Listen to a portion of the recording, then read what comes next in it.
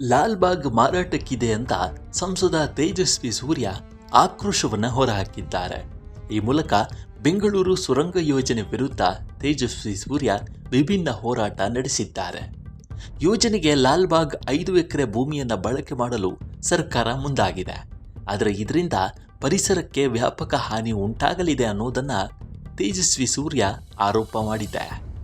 ಹೀಗಾಗಿ ಕಾನೂನು ಹೋರಾಟದ ಜೊತೆಗೆ ಜನರಲ್ಲೂ ಅಭಿಪ್ರಾಯ ರೂಪಿಸಲು ತೇಜಸ್ವಿ ಸೂರ್ಯ ಮುಂದಾಗಿದ್ದಾರೆ.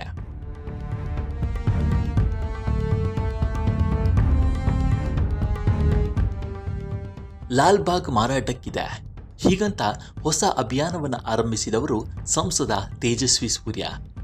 ಬೆಂಗಳೂರಿನ ಲಾಲ್ಬಾಗ್ನ 5 ಎಕರೆ ಭೂಮಿಯನ್ನು ಉತ್ತರ ದಕ್ಷಿಣ ಸುರಂಗ ರಸ್ತೆ ಯೋಜನೆಗೆ ಬಳಸಿಕೊಳ್ಳುವ ರಾಜ್ಯ ಸರ್ಕಾರದ ಪ್ರಸ್ತಾವನೆಗೆ ತೀವ್ರ ವಿರೋಧವನ್ನು ವ್ಯಕ್ತಪಡಿಸಿ ಕರಪತ್ರ ಅಭಿಯಾನ ಹೋರಾಟವನ್ನು ನಡೆಸಿದ್ದಾರೆ.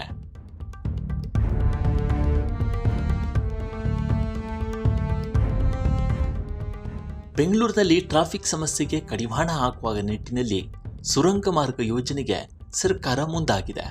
ಈ ನಿಟ್ಟಿನಲ್ಲಿ ಪ್ರಕ್ರಿಯೆಗಳು ತೀವ್ರಗತಿ ಪಡೆದುಕೊಳ್ಳುತ್ತಿವೆ. ಆದರೆ ಬಿಜೆಪಿ ನಾಯಕರು ಸುರಂಗ ಮಾರ್ಗಕ್ಕೆ ವಿರೋಧವನ್ನು ಸೂಚಿಸಿದ್ದಾರೆ. ಅದರಲ್ಲೂ ಸಂಸದ ತೇಜಸ್ವಿ ಸೂರ್ಯ ಇದರ ವಿರುದ್ಧ ಕಾನೂನು ಹೋರಾಟದ ಜೊತೆಗೆ ಜನರಲ್ಲಿ ಈ ಬಗ್ಗೆ ಅಭಿಪ್ರಾಯ ಮೂಡಿಸುವ ನಿಟ್ಟಿನಲ್ಲಿ ಪ್ರಯತ್ನವನ್ನು ನಡೆಸ್ತಾ ಇದ್ದಾರೆ.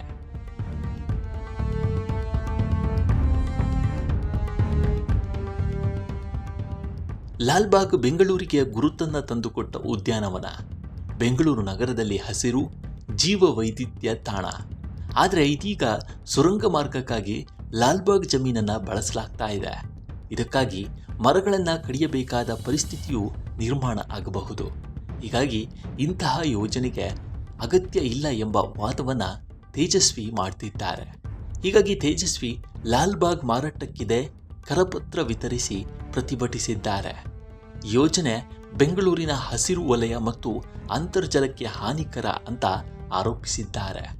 ಅಲ್ಲದೆ ರಿಯಲ್ ಎಸ್ಟೇಟ್ ಉದ್ದೇಶದ ಆತಂಕವನ್ನು ಅವರು ವ್ಯಕ್ತಪಡಿಸಿದ್ದಾರೆ.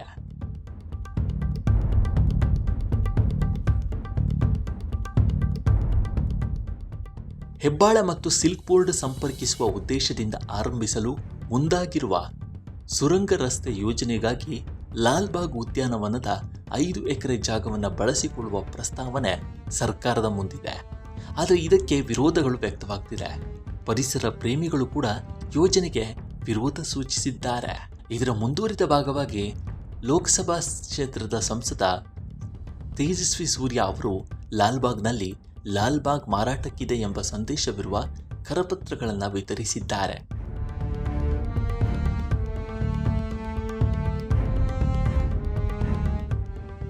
ಈ ಮೂಲಕ ಸರ್ಕಾರದ ವಿರುದ್ಧ ಭಿನ್ನ ಶೈಲಿಯ ಪ್ರತಿಭಟನೆಯನ್ನ ನಡೆಸಿದ್ದಾರೆ.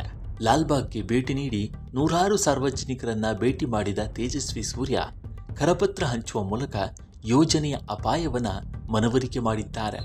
ಇದರಿಂದ ಪರಿಸರಕ್ಕೆ ಆಗುವ ಹಾನಿಯ ಬಗ್ಗೆ ಅರಿವು ಮೂಡಿಸಿದ್ದಾರೆ. ಈ ಮೂಲಕ ಯೋಜನೆಗೆ ತಮ್ಮ ಪ್ರತಿಭಟನೆಯನ್ನ ದಾಖಲಿಸಿದ್ದಾರೆ.